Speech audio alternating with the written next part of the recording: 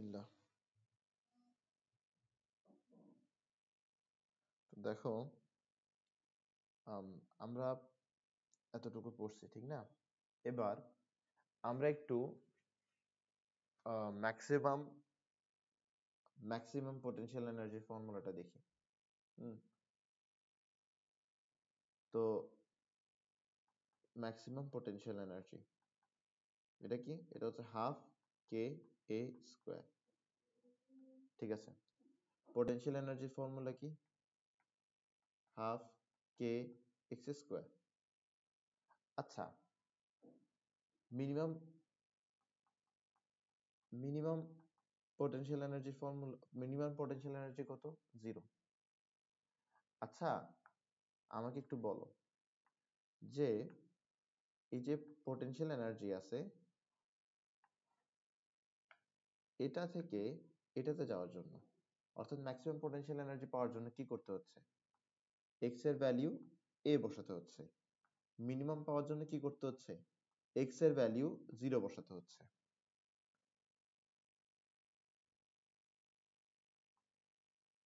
বোঝার চেষ্টা করো, তোমার পোটেনশিয়াল এনার্জি হচ্ছে এটা।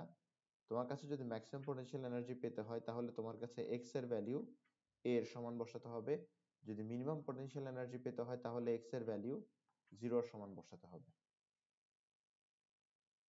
আশা করি বুঝছো। তাহলে ম্যাক্সিমাম পোটেনশিয়াল এনার্জি কোথায় পাওয়া যাবে? যখন অবজেক্ট অ্যামপ্লিটিউডে থাকবে। মিনিমাম পোটেনশিয়াল এনার্জি কখন পাওয়া যাবে? যখন অবজেক্ট ইকুইলিব্রিয়ামে থাকবে, অর্থাৎ যখন অবজেক্টের ডিসপ্লেসমেন্ট থাকবে না। তো আমরা যদি পেন্ডুলামের ক্ষেত্রে এটা চিন্তা করি, তাহলে পেন্ডুলামের ক্ষেত্রে আমার ঠিক এই জায়গায় দেখো, ঠিক এই জায়গায় অবজেক্ট অ্যামপ্লিটিউডে আছে। তো এই জায়গায় পোটেনশিয়াল এনার্জি কি? Potential energy maximum. এই জায়গায় দেখো, অবজেক্টের যে ডিসপ্লেসমেন্ট সেটা হচ্ছে 0। এই জায়গায় পোটেনশিয়াল এনার্জি কি? মিনিমাম। যেখানে পোটেনশিয়াল এনার্জি ম্যাক্সিমাম, সেখানে কাইনেটিক এনার্জি মিনিমাম, অর্থাৎ কাইনেটিক এনার্জি 0। যেখানে পোটেনশিয়াল এনার্জি ম্যাক্সিমাম, সেখানে কাইনেটিক এনার্জি মিনিমাম, অর্থাৎ 0। যেখানে পোটেনশিয়াল এনার্জি মিনিমাম, সেখানে কাইনেটিক এনার্জি ম্যাক্সিমাম, অর্থাৎ হাফ কে এ স্কোয়ার। বুঝছো? তার মানে এই পয়েন্টের মধ্যে তোমার কাইনেটিক এনার্জি মিনিমাম থাকবে, পোটেনশিয়াল এনার্জি ম্যাক্সিমাম থাকবে, ভেলোসিটি মিনিমাম থাকবে, অ্যাক্সেলারেশন ম্যাক্সিমাম থাকবে। এই পয়েন্টে তোমার ভেলোসিটি ম্যাক্সিমাম থাকবে, অ্যাক্সেলারেশন মিনিমাম থাকবে, পোটেনশিয়াল এনার্জি মিনিমাম থাকবে, কাইনেটিক এনার্জি ম্যাক্সিমাম থাকবে। তো এই পয়েন্টের জন্য যা কথা বলছি সেটা এই পয়েন্টের জন্য কি প্রযোজ্য।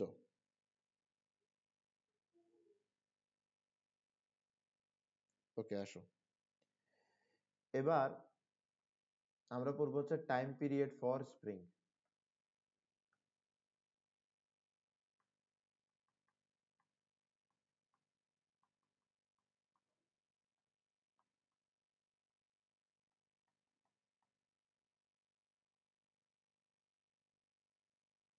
ঠিক আছে, টাইম পিরিয়ড ফর স্প্রিং। আচ্ছা, আগে টাইম পিরিয়ড কি বিষয়টা বুঝি।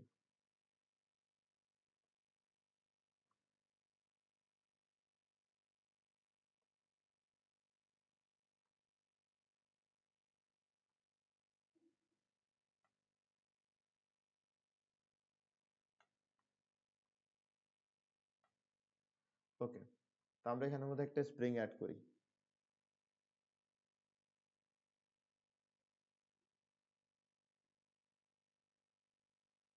এবার এই স্প্রিংটাকে আমি কি করব? এক্সটেন্ড করব।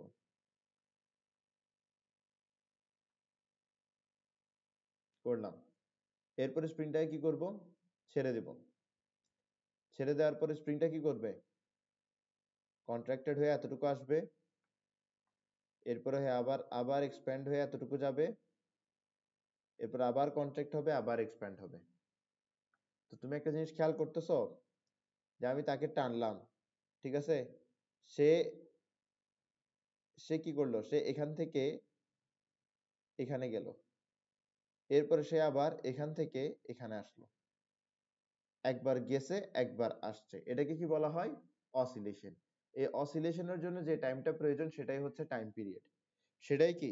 সেটাই হচ্ছে টাইম পিরিয়ড, সেটাই হচ্ছে টাইম পিরিয়ড। এই যে আমাদের স্প্রিংটা আছে, এই যে আমাদের স্প্রিংটা আছে, আমাদের এই স্প্রিংটা একটা রেস্টোরিং ফোর্স দেখায়। রেস্টোরিং ফোর্স কিরকম? স্প্রিংটাকে যখন আমি টেনে ধরবো, আর স্প্রিংটাকে যখন আমি টেনে ধরার পর ছেড়ে দিব, তখন স্প্রিংটা তার আগের শেপ গেইন করার জন্য পেছনের দিকে দৌড় দিবে। তো যখন পেছনের দিকে যাবে তখন সে একটা ফোর্স এক্সার্ট করবে, যেটাকে বলা হবে রেস্টোরিং ফোর্স, যেটাকে বলা হবে রেস্টোরিং ফোর্স, যেটাকে বলা হবে রেস্টোরিং ফোর্স, যেটাকে বলা হবে রেস্টোরিং ফোর্স, যেটাকে বলা হবে রেস্টোরিং ফোর্স, যেটাকে বলা হবে রেস্টোরিং ফোর্স। এই যে আমার এখানে এই লাইনটা আছে, হ্যাঁ, তুমি একটা জিনিস খেয়াল করো,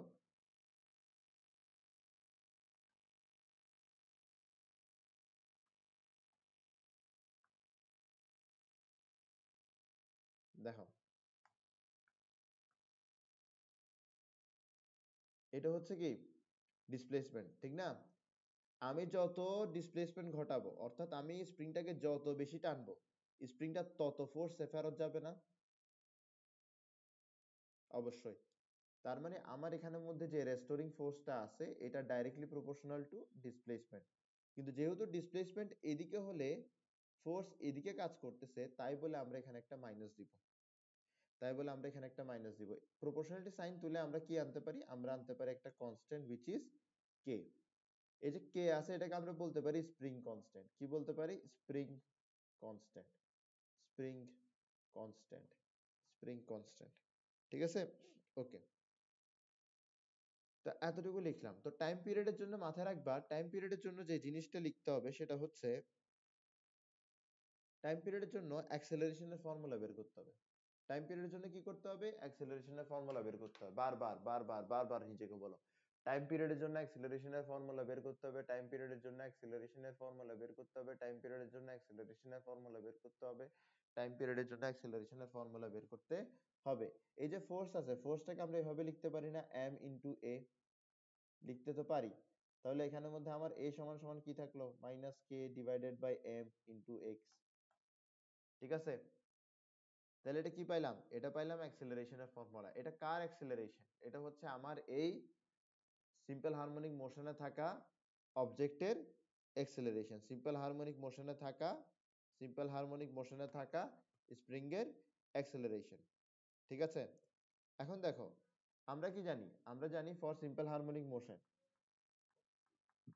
for simple harmonic motion acceleration সমান সমান কত? অ্যাক্সেলারেশন সমান সমান হচ্ছে minus omega square x. Simple harmonic মোশনের জন্য অ্যাক্সেলারেশন কি? Minus omega square x. এই অবজেক্টটা সিম্পল হারমোনিক মোশনে আছে, তার অ্যাক্সেলারেশন হচ্ছে এটা। আমি আবার রিপিট করি, এটা হচ্ছে স্প্রিং এর অ্যাক্সেলারেশন, এটা হচ্ছে সিম্পল হারমোনিক মোশনে থাকা অবজেক্টের অ্যাক্সেলারেশন। স্প্রিং সিম্পল হারমোনিক মোশনে আছে, তার মানে আমরা এটা কি লিখতে পারি না যে এ সমান সমান minus k by m x সমান সমান মাইনাস ওমেগা স্কোয়ার এক্স? এটা লিখতে পারি না? পারি তো। আচ্ছা, আমরা চাইলে এতটুকু থেকে কিছু একটা বের করতে পারি। দেখো কি বের করতে পারি।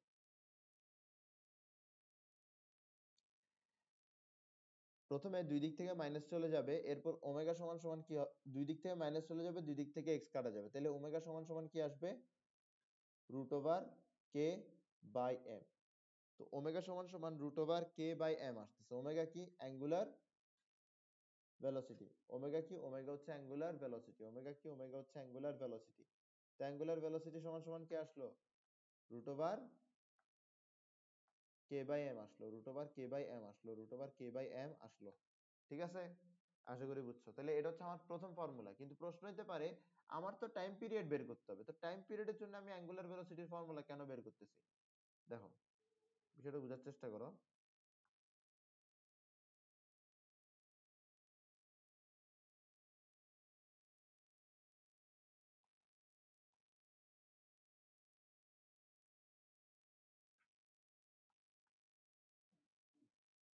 কোন একটা অবজেক্ট সার্কুলার মোশনে আছে, কোন একটা অবজেক্ট সার্কুলার মোশনে আছে, ধরলাম যে সে আহ, এখান থেকে স্টার্ট করলো, সেখান থেকে ঘুরে আবার এখানে ফেরত আসলো।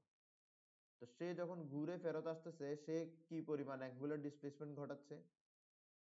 সে অ্যাঙ্গুলার ডিসপ্লেসমেন্ট ঘটাচ্ছে, সে অ্যাঙ্গুলার ডিসপ্লেসমেন্ট ঘটাচ্ছে 2π পরিমাণ। সে যে একবার ঘুরে আসছে এটাই হচ্ছে তার একটা সাইকেল বা এটা হচ্ছে তার একটা অসিলেশন। এটা হচ্ছে তার একটা কি অসিলেশন।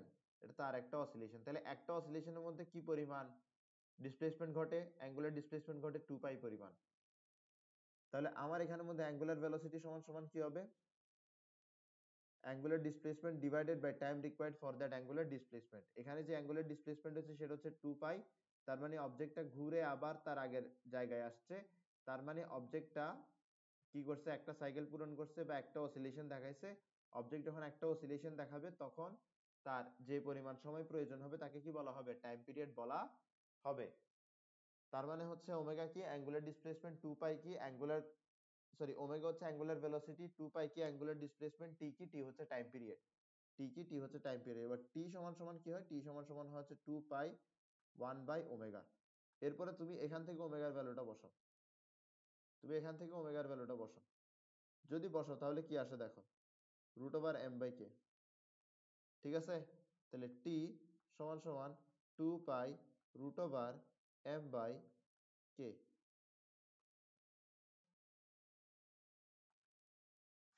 তাহলে এটা কি? এটা হচ্ছে টাইম পিরিয়ড অফ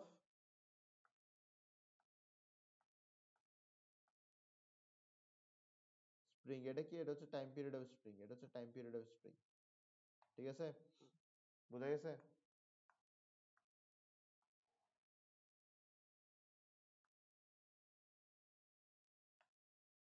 বলো বুঝছো কিনা? Time period of spring. K হচ্ছে কি? Spring constant. এম হচ্ছে কি? স্প্রিং এর মাস। ঠিক আছে?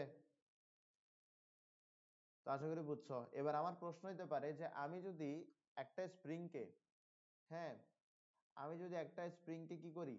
আমি যদি একটা স্প্রিং কে একটা পাহাড়ের চূড়ায় নিয়ে যাই তাহলে তার টাইম পিরিয়ড কি চেঞ্জ হবে?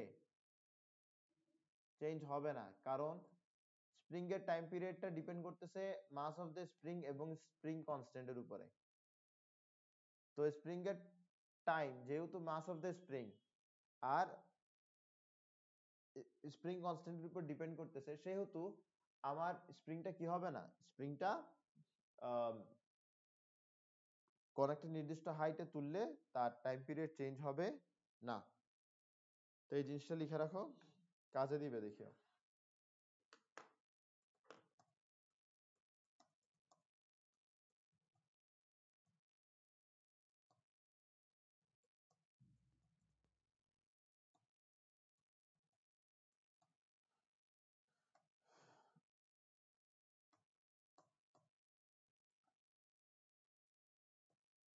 বোঝা গেছে? আশা করি বুঝছো। আশা করি বুঝছো। এরপর আসো, এরপর আমরা যেটা পড়বো সেটা হচ্ছে তোমার টাইম পিরিয়ড ফর পেন্ডুলাম।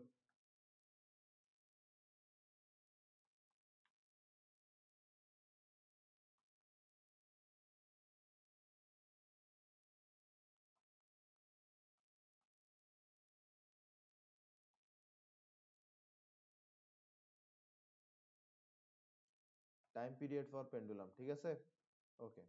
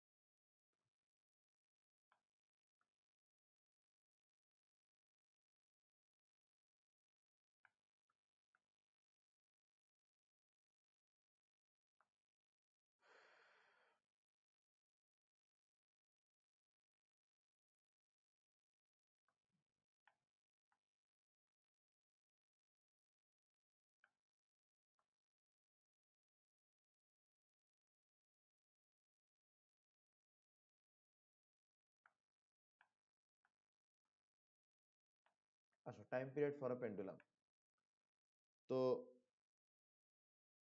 মাথায় রাখবা যে এই যে পেন্ডুলামটা আছে, পেন্ডুলামটা কেন এরকম দোল খাচ্ছে, কেন অসিলেট করতেছে? Because of acceleration due to gravity. Because of acceleration due to gravity, ঠিক না? Because of acceleration due to gravity. আচ্ছা আসো, এই যে এটা আছে এটাই হচ্ছে তোমার পেন্ডুলামের অ্যাঙ্গুলার ডিসপ্লেসমেন্ট। এটাই হচ্ছে পেন্ডুলামের অ্যাঙ্গুলার ডিসপ্লেসমেন্ট। এবার আমি ধরো এখানে এই লাইনটাকে একটু এক্সট্রাপোলেট করলাম।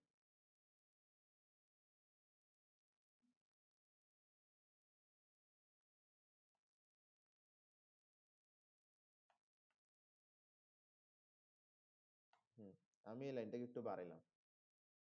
এরপরে দেখো এটার মতন একটা প্যারালাল লাইন নিলাম।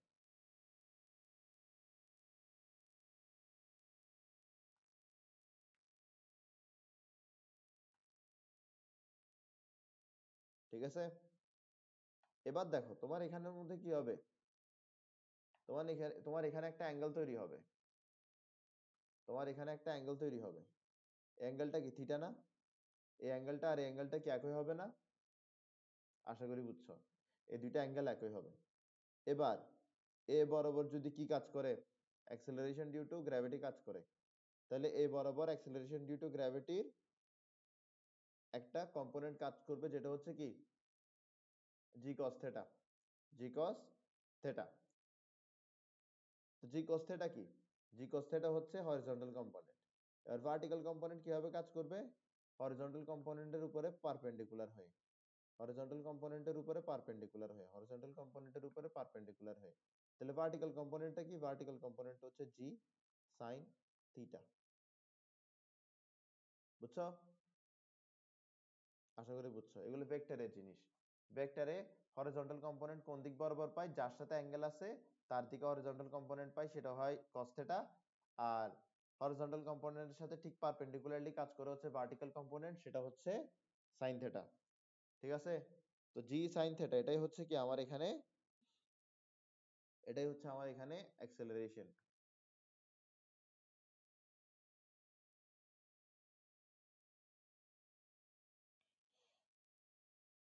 ঠিক আছে, এখানে অ্যাক্সেলারেশন কি? এখানে অ্যাক্সেলারেশন হচ্ছে জি সাইন থিটা। এবার প্রশ্ন হতে পারে আমি অ্যাক্সেলারেশন কেন বের করতেছি? আমি তোমাকে বলছিলাম যদি টাইম পিরিয়ড বের করতে হয় কি বের করতে হবে? অ্যাক্সেলারেশন বের করতে হবে। টাইম পিরিয়ড বের করতে হলে কি বের করতে হবে? অ্যাক্সেলারেশন বের করতে হবে। তাহলে এখানে অ্যাক্সেলারেশন কত? এখানে অ্যাক্সেলারেশন হচ্ছে জি সাইন থিটা। অ্যাক্সেলারেশন কত? অ্যাক্সেলারেশন হচ্ছে জি সাইন থিটা। আচ্ছা দেখো, তোমার এখানের মধ্যে এই যে এটা আছে এটাকে কি বলা হয়? এটাকে বলা হয় ডিসপ্লেসমেন্ট। এটাকে কি বলা হয়? ডিসপ্লেসমেন্ট। এরপর একটু একটা জিনিস খেয়াল করো, এই যে এটা আছে এটাকে কি বলা হয়? এটাকে বলা হয় হাইপোটেনাস। এই হাইপোটেনাসটা হচ্ছে length of wire, length of wire বা লেন্থ অফ সুতা। এই যে সুতাটা আছে এই সুতাটার লেন্থ, এটা হচ্ছে এল। তো সাইন থিটা বের করব। সাইন থিটা কি? সাম পিপল হ্যাভ, অর্থাৎ জি সাইন থিটার পরিবর্তে কি বসবে? পিপল হ্যাভ, অর্থাৎ এক্স বাই এল। তাহলে এ সমান সমান জি এক্স বাই এল। ওকে, তো আমরা কার অ্যাক্সেলারেশন পাইলাম? পেন্ডুলামের অ্যাক্সেলারেশন পেলাম। আচ্ছা পেন্ডুলাম কিরকম মোশন দেয়? সিম্পল হারমোনিক মোশন দেয়। পেন্ডুলাম কিরকম মোশন দেয়? সিম্পল হারমোনিক মোশন দেয়। সিম্পল হারমোনিক মোশনের ক্ষেত্রে অ্যাক্সেলারেশন হচ্ছে minus omega square g. Acceleration হচ্ছে কি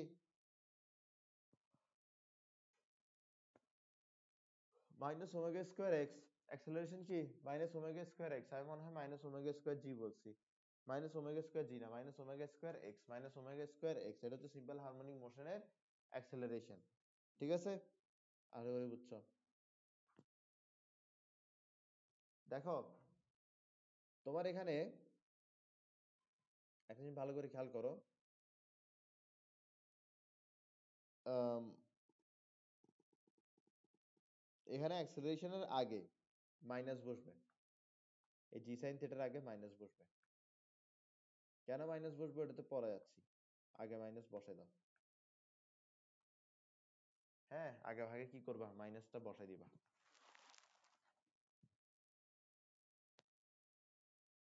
ওকে, বসাই দিলাম। তো সিম্পল হারমোনিক মোশনের জন্য যদি অ্যাক্সেলারেশন হয় মাইনাস ওমেগা স্কোয়ার এক্স, তাহলে এবং যদি পেন্ডুলাম যেটা সিম্পল হারমোনিক মোশন দিচ্ছে তার জন্য অ্যাক্সিলারেশন এটা হয়, তাহলে আমরা কি লিখতে পারি? তাহলে আমরা লিখতে পারি ওমেগা স্কয়ার এক্স সমান সমান gx/l। ঠিক আছে, ওকে। তো আমরা এখান থেকে কি বের করতে পারি? এখান থেকে আমরা বের করতে পারি হচ্ছে তোমার ওমেগা। তাহলে ওমেগা সমান সমান কি আসে? এক্স এক্স কাটা যাবে, √g/l, √g/l, এটা হচ্ছে কি ওমেগা। তো আমরা কি জানি? আমরা জানি হচ্ছে ওমেগা সমান সমান কি 2π/t।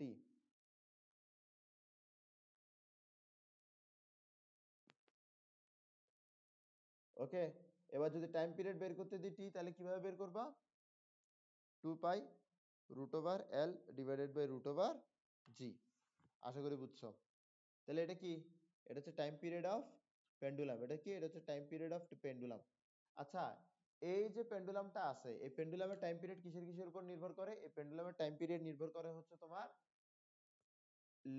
এল এর উপরে, which is the length of the which is the length of the কি বলে এটাকে, which is the length of the thread অথবা length of the wire of the pendulum। বুঝছো? এই যে এটা আছে, এটা দৈর্ঘ্যটাই হচ্ছে এল, এটা দৈর্ঘ্যটাই কি এল। একবার আমি ক্যাপিটাল দিছি, একবার স্মল দিছি, এটার জন্য দুঃখিত। দোনোবারই স্মল দাও বা দোনোবারই কি দাও, ক্যাপিটাল দাও। ঠিক আছে, তো এটা কি? এটা হচ্ছে time period for pendulum, time period for pendulum. আচ্ছা, টাইম পিরিয়ড অফ পেন্ডুলাম কিসের উপর নির্ভর করতেছে? অ্যাক্সিলারেশন ডিউ টু গ্র্যাভিটির উপর নির্ভর করতেছে। তাহলে আমি যদি একটা পেন্ডুলামকে পাহাড়ের উপরে নিয়ে যাই, তাহলে কি হবে? তাহলে অবশ্যই অবশ্যই তার জি এর ভ্যালুটা অ্যাক্সিলারেশন ডিউ টু গ্র্যাভিটি কমে যাবে।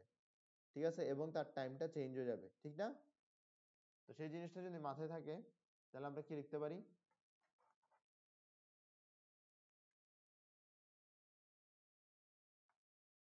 আমরা যখন একটা পেন্ডুলামকে পাহাড়ের উপরে নিয়ে যাব, তখন তার অ্যাক্সিলারেশন ডিউ টু গ্র্যাভিটি এটা চেঞ্জ হয়ে যাবে। এটা চেঞ্জ হওয়ার কারণে টাইমটা কি হয়ে যাবে? চেঞ্জ হয়ে যাবে।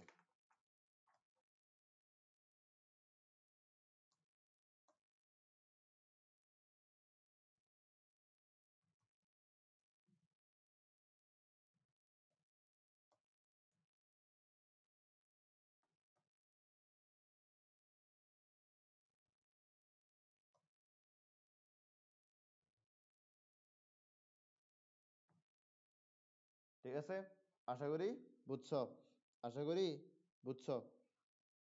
ওকে, এবার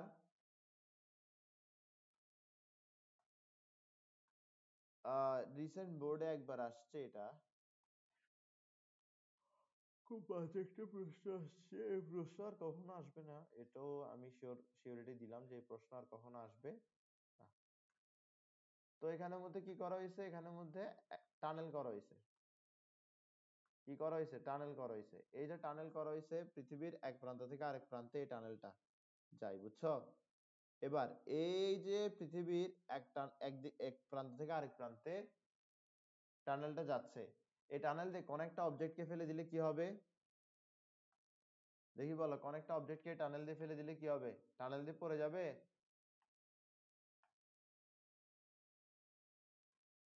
দেখো, টানেল দিয়ে ছেড়ে দিলাম অবজেক্টটাকে, অবজেক্টটা এখানে যাবে, এরপর উপরে উঠবে, এরপর নিচে নামবে, এরপর উপরে উঠবে, এরপরে নিচে নামবে, এরপর উপরে উঠবে, এরপরে নিচে নামবে।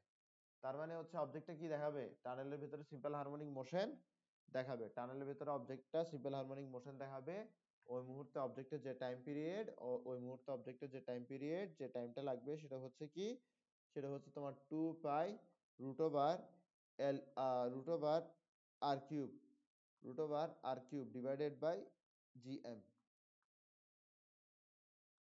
ইকুয়াল টু 2π√3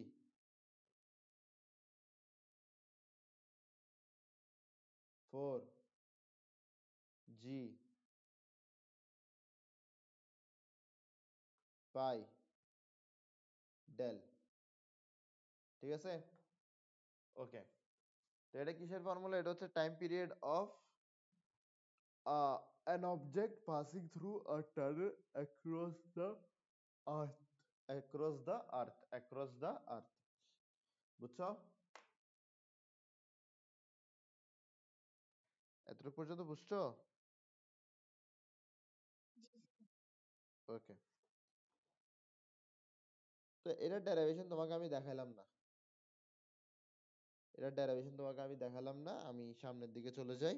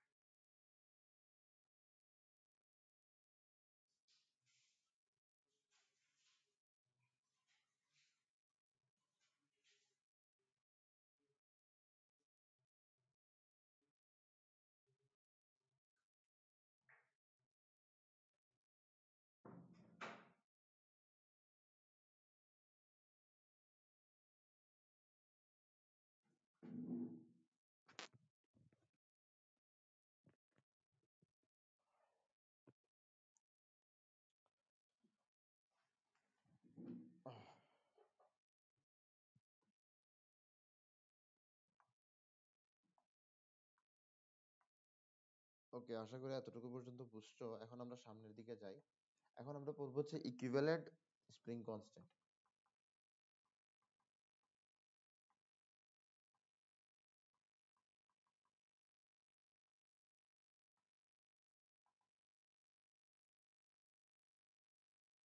আমরা ইকুইভ্যালেন্ট রেজিস্ট্যান্স পড়ছিলাম না আগে? এখন আমরা ইকুইভ্যালেন্ট স্প্রিং কনস্ট্যান্ট পড়বো। তো ধরো তোমার এখানের মধ্যে দুইটা স্প্রিং কিভাবে যুক্ত? প্যারালেলে যুক্ত। ধরো দুইটা স্প্রিং কিভাবে যুক্ত? প্যারালেলে যুক্ত।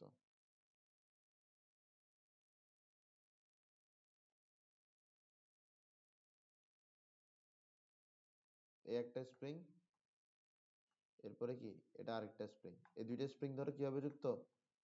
এই দুইটা স্প্রিং ধরো প্যারালেলে যুক্ত। ঠিক আছে? এটা হচ্ছে K1 স্প্রিং কনস্ট্যান্টের, এটা হচ্ছে K2 স্প্রিং কনস্ট্যান্টের। এখন তোমার এখানের মধ্যে ইকুইভ্যালেন্ট স্প্রিং কনস্ট্যান্ট বের করতে হবে। কিভাবে বের করবা? 1/K1 plus 1/K2 inverse 1। এভাবে না লিখে এভাবেও লিখতে পারো চাইলে, যে K1 inverse 1 plus K2 inverse 1 পুরাটারে আবার কি করবা? ইনভার্স করবা। এখন তুমি বলতে পারো যে স্যার ওরা কিসে আছে? আচ্ছা দাঁড়াও একটু মুছি। ওরা কিসে আছে? প্যারালেলে আছে। এটা কিরকম কানেকশন? Parallel connection. ঠিক আছে? কিছুক্ষণ আগে যে কথাটা বলছিলাম ওটা ভুল ছিল। ঠিক আছে, আসো একটু সিরিজ কানেকশন দেখি। এ দেখো, এটা হচ্ছে সিরিজ কানেকশন। এখানের মধ্যে প্রথমটা হচ্ছে K1 স্প্রিং কনস্ট্যান্টের, দ্বিতীয়টা হচ্ছে K2 স্প্রিং কনস্ট্যান্টের। যদি সিরিজ কানেকশনের মধ্যে কি থাকে? স্প্রিং থাকে। তাহলে স্প্রিং এর ইকুইভ্যালেন্ট যে স্প্রিং এর যে ইকুইভ্যালেন্ট কি থাকবে? স্প্রিং কনস্ট্যান্ট থাকবে। সেটা কি হবে? সেটা হবে K1 inverse 1 plus K2 inverse 1 পুরোটা ইনভার্স 1। ঠিক আছে? আর যদি প্যারালাল হয় তাহলে ইকুইভ্যালেন্ট স্প্রিং কনস্ট্যান্ট কি হবে? ইকুইভ্যালেন্ট স্প্রিং কনস্ট্যান্ট হবে K1 প্লাস K2। মানে সহজ কথা হচ্ছে আমরা ইকুইভ্যালেন্ট রেজিস্ট্যান্স বের করতাম না ক্লাস 9-10-এ? মনে আছে? ক্লাস 9-10-এ যখন আমরা ইকুইভ্যালেন্ট রেজিস্ট্যান্স বের করতাম তখন আমরা যা করতাম, এই ক্ষেত্রে আমরা ঠিক উল্টাটা করব। ইকুইভ্যালেন্ট রেজিস্ট্যান্সের ক্ষেত্রে সিরিজের সময় আমরা যোগ করে দিতাম, কিন্তু এখানে আমরা কি করব? K1 inverse plus K2 inverse whole inverse. আর ওখানে ইকুইভ্যালেন্ট রেজিস্ট্যান্সের ক্ষেত্রে যখন আমার প্যারালাল থাকতো তখন আমি কি করতাম? তখন আমি করতাম যে এরকম R1 inverse 1, R2 inverse 1 whole inverse 1। ঠিক না? সিরিজ থাকলে কি করতাম? সরাসরি যোগ করে দিতাম। তো প্যারালালের কাহিনী তো আমি এখানে করছি, মানে যেটা রেজিস্ট্যান্সে প্যারালালের সাথে করতেছিলাম ওইটা আমি স্প্রিংয়ে সিরিজের সাথে করছি। তাহলে যেটা আমি রেজিস্ট্যান্সে সিরিজের সাথে করতাম ওইটা আমি স্প্রিংয়ে প্যারালালের সাথে করব। বুঝছো? আশা করি বুঝছো। ওকে, এবার আমার এখানের মধ্যে কয়েকটা জিনিস আছে। সেটা হচ্ছে তোমার টাইম পিরিয়ড দুইটা জিনিসের উপর নির্ভর করে। কিসের টাইম পিরিয়ড? পেন্ডুলামের। মাথায় রাখো, কিসের টাইম পিরিয়ড? পেন্ডুলামের। কয়টা জিনিসের উপর ডিপেন্ড করে? দুইটা জিনিসের উপর ডিপেন্ড করে। একটা হচ্ছে তার ইফেক্টিভ লেন্থ, আর একটা হচ্ছে অ্যাক্সেলারেশন ডিউ টু গ্র্যাভিটি। একটা হচ্ছে ইফেক্টিভ লেন্থ, আর একটা হচ্ছে কি acceleration due to gravity. Effective length, acceleration due to gravity. Effective length, acceleration due to gravity. Acceleration due to gravity. Acceleration due to gravity. Acceleration due to gravity. ঠিক আছে? Effective length আর একটা হচ্ছে কি acceleration due to gravity. ওকে, তো আমি একটা pendulum নিয়ে আসি, পেছন থেকে নিয়ে আসি একটা পেন্ডুলাম, ধরো এই পেন্ডুলাম। তো ইফেক্টিভ লেন্থটা কি? ইফেক্টিভ লেন্থটা হচ্ছে কি জানো? আসলে দেখো, আমি ইফেক্টিভ লেন্থটা এতটুকু দেখাইছি, এ দেখো এখন ঠিক হবে। ইফেক্টিভ লেন্থ আসলে হচ্ছে যে দড়ির, মানে এখানে যে থ্রেডটা আছে, যে রশিটা আছে, ওইটার দৈর্ঘ্য, দেখো এই যে দড়িটা আছে, দড়িটার দৈর্ঘ্য, এবং এই যে বব আছে, এই যে স্ফিয়ার আছে, এটাকে কি বলা হয়? এটাকে বলা হয় বব। এই যে বব আছে, ববের রেডিয়াস, এই দুইটাকে অ্যাড করলে আমরা কি পাবো? Effective length. একটা হচ্ছে কি এই দড়ির, এই দড়ি বা রশি, এটার দৈর্ঘ্য, এটার লেন্থ। আর একটা হচ্ছে কি ববের রেডিয়াস, এই দুইটাকে অ্যাড করলে কি পাবো? ইফেক্টিভ লেন্থ পাবো। তো ইফেক্টিভ লেন্থ আর অ্যাক্সেলারেশন ডিউ টু গ্র্যাভিটির উপর কি ডিপেন্ড করে? টাইম পিরিয়ড ডিপেন্ড করে। তো টাইম পিরিয়ড ডাইরেক্টলি প্রপোর্শনাল হচ্ছে রুট ওভার ইকুইভ্যালেন্ট লেন্থ। ঠিক আছে? টাইম পিরিয়ড ইনভার্সলি প্রপোর্শনাল হচ্ছে root over acceleration due to gravity. তাহলে তোমার এখানে t1 ডিভাইডেড বাই t2 সমান সমান থাকতেছে root over l1 divided by root over l2 সমান সমান থাকতেছে root over g1 divided by root over g2। ঠিক আছে? ওকে, তাহলে এই ফর্মুলাটাও মাথায় রাখো, সময় আসলে আমরা এই ফর্মুলাটা প্রয়োগ করব।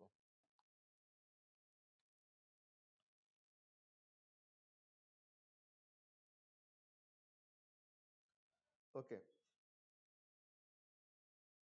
তোমার এখানের মধ্যে একটা জিনিস বুঝতে হবে, সেটা হচ্ছে তোমার পেন্ডুলামের মতন, পেন্ডুলামের যে ম্যাথগুলো দিবে, এখানে পেন্ডুলামকে কি করা হবে? পেন্ডুলামকে অনেক হাইটে নেওয়া হবে।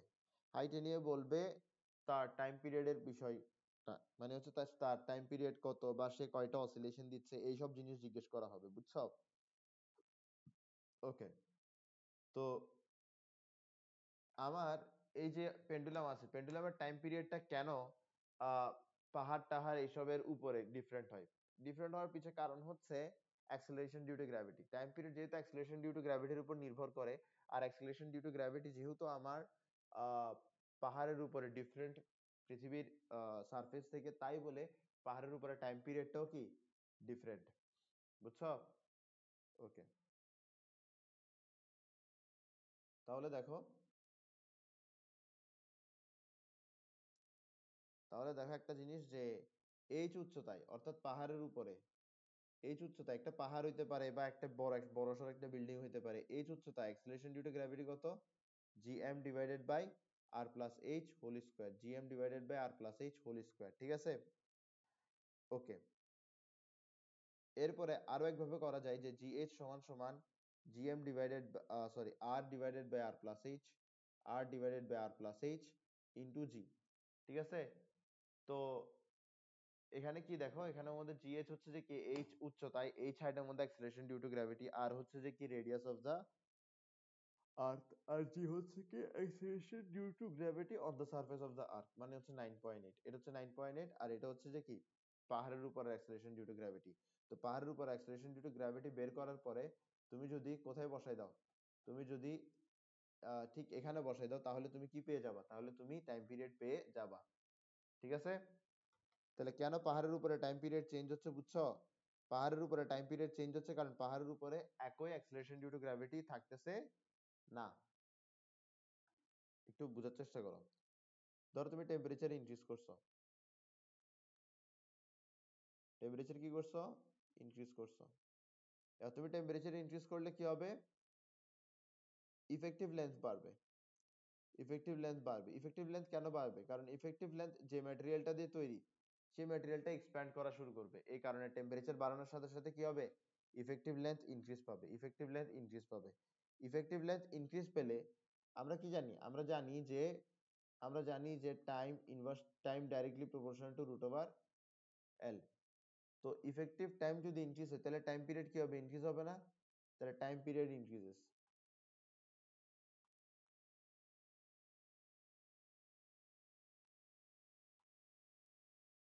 টাইম পিরিয়ড ইনক্রিজেস, ঠিক আছে? ওকে, তো টাইম পিরিয়ড ইনক্রিজ হওয়া মানে কি? টাইম পিরিয়ড ইনক্রিজ হওয়া মানে হচ্ছে একটা পেন্ডুলামের টাইম পিরিয়ড ইনক্রিজ হয়ে গেছে, এটার মানেটা কি? একটা পেন্ডুলামের টাইম পিরিয়ড ইনক্রিজ হয়ে গেছে এটার মানে হচ্ছে সে আগে বাম থেকে ডান দিকে যে পরিমাণ সময় যেত এখন ঠিক সেই সময় যাচ্ছে না, আরো বেশি সময় নিচ্ছে। আমরা কি জানি টাইম পিরিয়ড কি জিনিস? টাইম পিরিয়ড মানে হচ্ছে যাওয়া আর আসা, যাওয়া এবং আসা, এটাকে কি বলা হয়? মানে এটার জন্য যে পরিমাণ টাইম প্রয়োজন ওটাকেই বলা হয় টাইম পিরিয়ড। তো এখান থেকে ববটা এখানে আসছে এবং এখান থেকে আবার এখানে ফেরত গেছে, তো এর মধ্যে যে পরিমাণ টাইম প্রয়োজন এটাকে কি বলা হয়? এটাকেই বলা হয় টাইম পিরিয়ড। এটাকে কি বলা হয়? এটাকেই বলা হয় টাইম পিরিয়ড, ঠিক আছে? এটাকেই বলা হয় টাইম পিরিয়ড। তো তোমার এখানের মধ্যে টাইম পিরিয়ড ইনক্রিজ হবে। টাইম পিরিয়ড ইনক্রিজ হওয়া মানে কি? টাইম পিরিয়ড ইনক্রিজ হওয়া মানে হচ্ছে আগে এটা তাড়াতাড়ি যেত, তাড়াতাড়ি আসতো, এখন এটা আগের তুলনায় ধীরে ধীরে যাবে, আগের তুলনায় ধীরে ধীরে আসবে। মানে এটা আস্তে অসিলেট করবে, স্লোলি অসিলেট করবে, বুঝছো? টাইম পিরিয়ড ইনক্রিজ হওয়া মানে কি? Slow oscillation, slow oscillation. এটা কি বোঝা গেছে? আশা করি বোঝা গেছে। ওকে,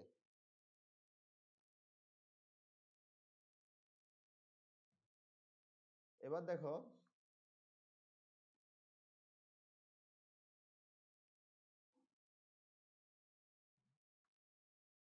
তোমার যদি কি করা হয়, টেম্পারেচার যদি কমানো হয় তাহলে যেটা আমার পেন্ডুলামের ওয়্যার আছে সেটা কি হবে, সেটা কন্ট্রাক্ট হবে, সেটা লেন্থ কমে যাবে।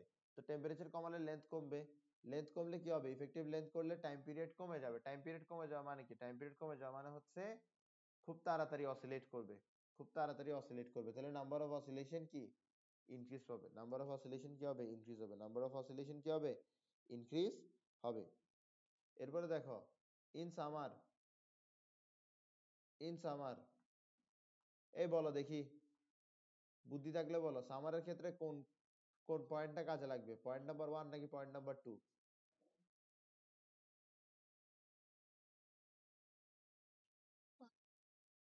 ঠিক আছে, তো উইন্টারে